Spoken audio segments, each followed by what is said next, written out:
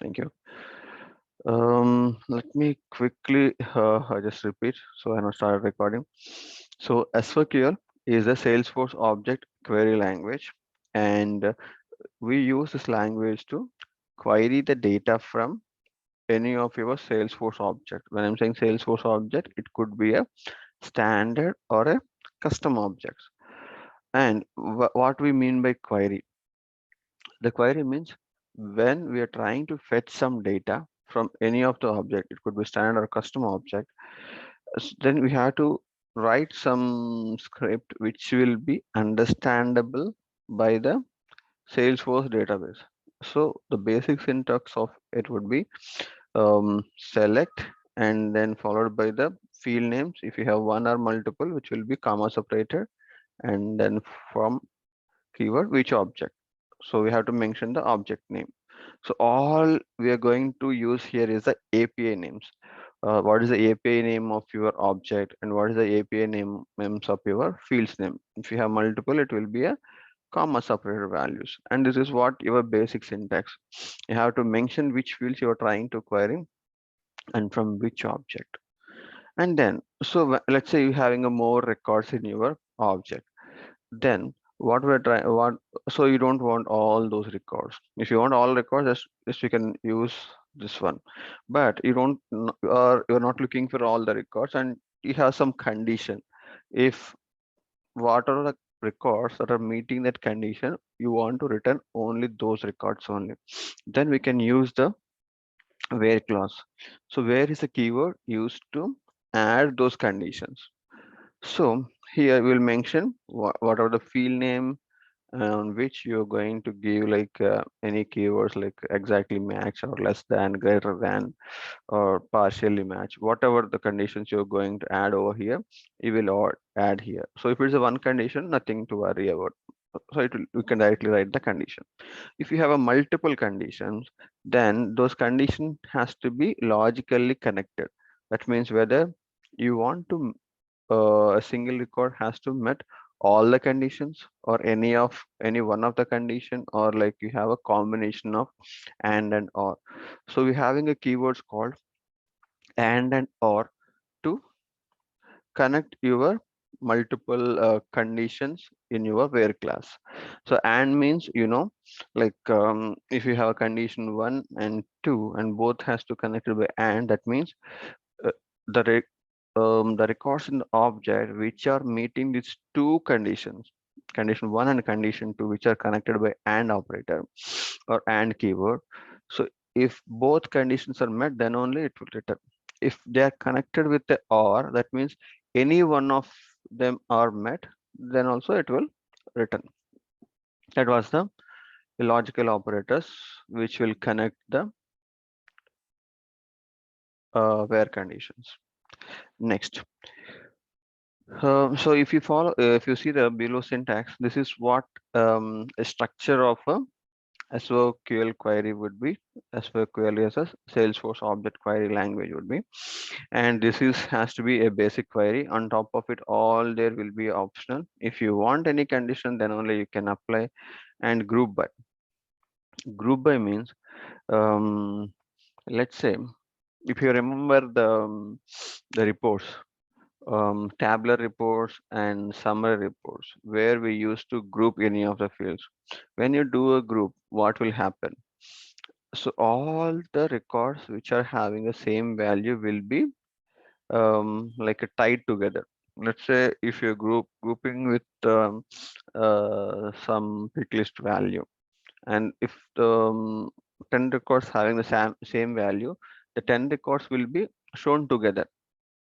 But whereas here you will be let's say if you group by one pick list value, so you having a 10 values in that pick list, so it will be like you will be getting only 10 records out of it. And what it will mention was, so just if you only group by, then you will get only single row for each value. And what will happen to that tied records, like let's say if we have um some project stage or a project status we're having like um, not started. So I have a 15 records in a not started stage. So what will and it is having some other values like started and completed and terminator something. We have some values. Okay, then you having some or some values in it. So usually when you just do a grouping, it will just only return how many values it is having with those values. Like it's if you having only 4 values, forget about these numbers. It will only return the what are the values, the unique values that you're having in that field. And you want to do some metrics. Let's say in not started, how many records you having, you want to count them. So you can add some function called aggregate methods. There you can perform either sum or minimum of this or maximum of this or count or average, or you can want to see the distinct also you can see. So all you can perform using a group by. So group by basically what it will do, it will only display the distinct values of the what are all the columns that you group by, followed by if you having any of the aggregate functions, you will see the aggregate data for that grouping. Okay, we'll go to each and we'll go with examples. And before we doing that, just I will just give a background for each keywords.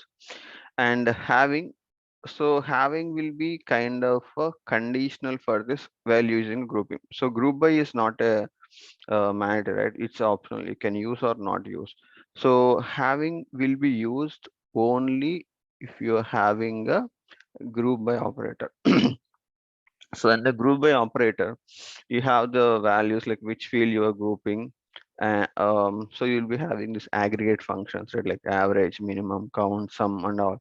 If you want to apply conditions on those aggregated data, so having will be used to apply conditions on the aggregate data.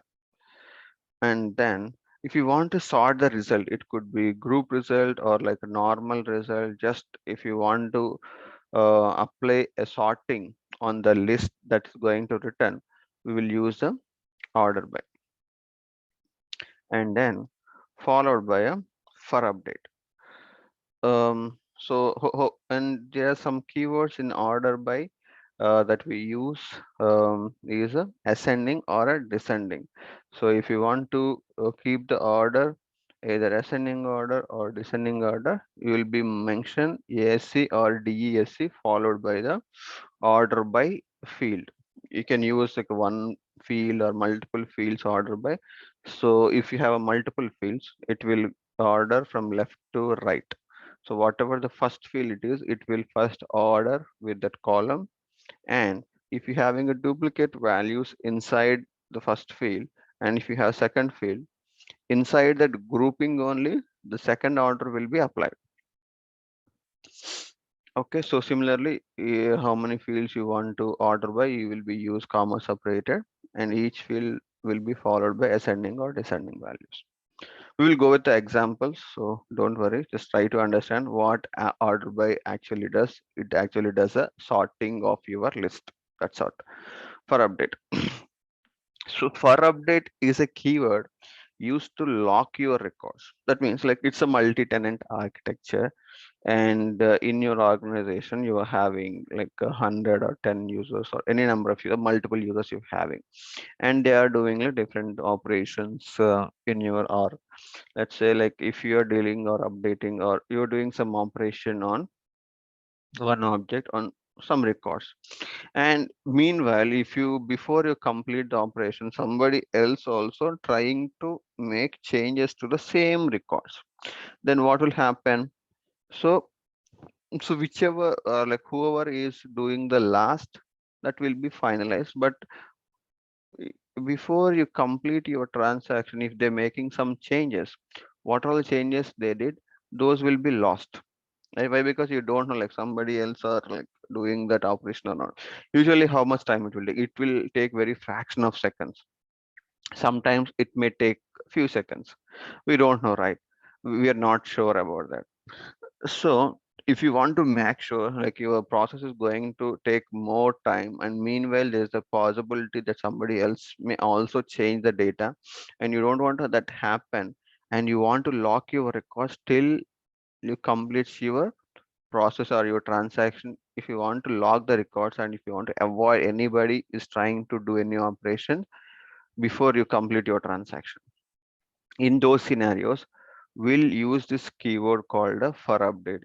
So what will happen was, let's say you ran one query, it returns some data, and you are doing some operations, and you have some logics followed by. So till the time you completes your transaction, if somebody was trying to change it, you don't want to allow it. In those scenarios we will use the for update, so that it will log the records, and if somebody is trying to make any changes, they will get error message saying that the records being logged, wait for some time to complete the process. So for update keyword is used to log the records that you're being queried in your SOQL query. Okay, limit keyword is used like it could be used like whatever the type group by or where condition, whatever you use, you can use a limit. So it is used to limit the number of records that is being returned from the query. So if you having a where condition or not, if you having a where condition, whatever the result. So if without a limit, you are getting some records. Let's say you're getting 100 records. If you want to limit that records to only 10, you can mention limit followed by the number, the numerical number, which could be any number, a positive number. What are the number you give? Only those many records will be written in your SOQL code. Let's say the actual result is 10 records, and if you're giving a limit is 100, it doesn't mean that it will return 100. The max records will be allowed is 100. If your result of your query is more than 100, then it will be stopped till the 100 records only. If it is less than that, it will be less only. It's a max number of record that is going to return from your SOQL query when you use a limit keyword. And offset keyword. Offset keyword is a kind of opposite. So if you're having more records, you are limiting them using a limit keyword. If you use offset, what will happen? It will skip. Let's say the returning value, the SQL query returns the 100 records, and you want to skip 10 records.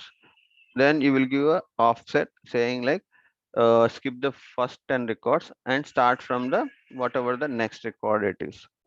So if your query result itself is a 5 records, and if we are doing offset is 10, it will not it will not return any values. Why? Because we have to skip 10 values, but the result itself is within the 10 records, then the result will be nothing. And all rows is a keyword used to query the data which is in a recycle bin. Let's say you are querying on the account object. So in account object you have 100 records, and you have deleted some 10 records, and which will be stored in a recycle bin, and you want to query not only the data in an object, and you want to see the data from the recycle bin also, then you have to use the all rows keyword, so that the query will return all the data in the S object, including the data in the recycle bin.